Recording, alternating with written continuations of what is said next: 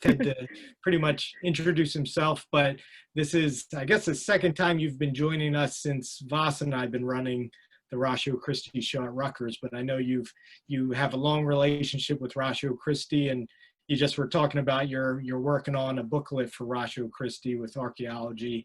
So that's awesome. I had no idea. So that's great. But yeah, obviously I want to plug your website, which is awesome, epicarchaeology.com. A lot of great information. .org, sorry. Good thing you're here. But a lot of great information on there to check out. So other than that, you know, if you want to give your credentials or whatever, Ted, it's up to you, or you can just jump into it. So, hand it over to you now. Thank you, Steve, and thank you so much. Thanks for having me back again, guys. It's a pleasure to be with you. I also not only have been with interacting with Ratio Christi for several years, since I actually know one of the co-founders of the whole ministry, very good friend of mine, Randy Hardiman, who started Ratio Christi years ago back in North Carolina. Really good friend of mine. And then also, I think that one of the former directors of the Rutgers RC, I know her, Julie Miller. I don't know if you guys know Julie, but Julie's a great friend. And I was in Houston earlier this year. She's back in Texas, so I got to hang out with Julie for a few minutes, and it was great to see her.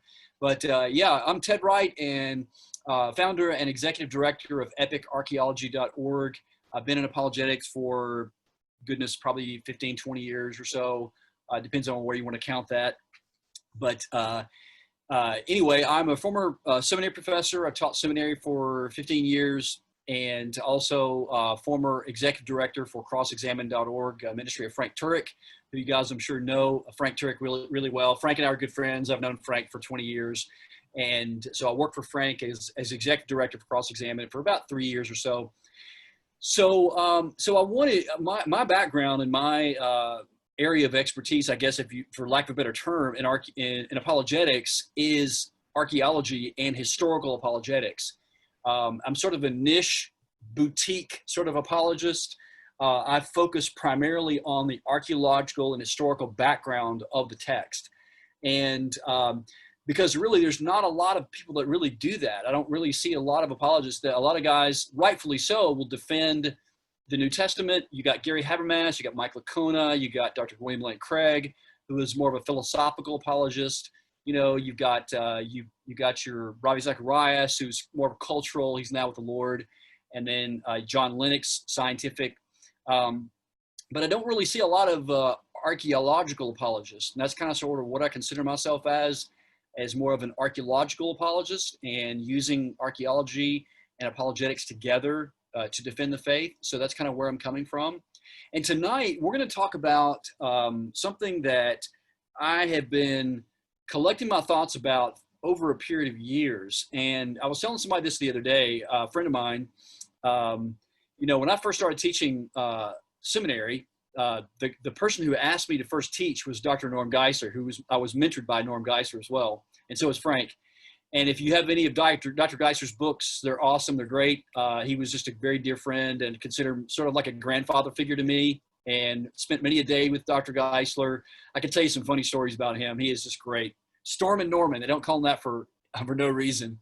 But in any case, so I forgot what the train of thought was going to be. But basically, what I want to do with the archaeological apologetics is to show that you can actually trust the historical background of the text.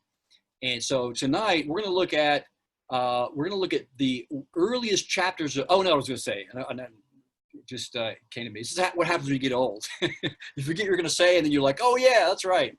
So what I was going to say is that when I first started teaching, for the first class I taught was Old Testament survey. And I love that class because you got a whole semester to cover the entire Old Testament. You got Genesis all the way to Malachi.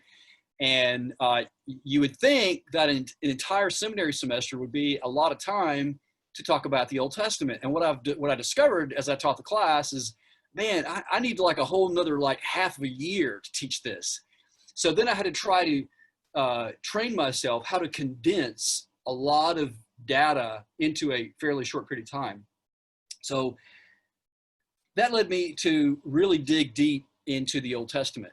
And what I've discovered is that there's so much more that and I'll be honest with you, there's so much I don't know. This is not false humility. It's just honest. When you dive into this really with both feet in the Old Testament, you'll discover how much you don't know. I mean, and it's humbling because there's just a massive amount of information to try to condense and try to understand. So tonight we're going to talk about the earliest chapter, and these are things that I've learned in the past 5 or 6 years. I mean, things that I'm pulling together in my own mind and trying to understand and trying to reconcile the Old Testament text, primarily Genesis, the first few chapters of Genesis, with archaeology. So if I were going to teach a course in archaeology, Old Testament archaeology today, I would have to begin with the beginning. And that's what we're going to do now. So we're going to go ahead and shift now. And I'm going to do a share screen. Is that cool to do share screen right now? All right, cool. Let me do that. Yeah, go ahead.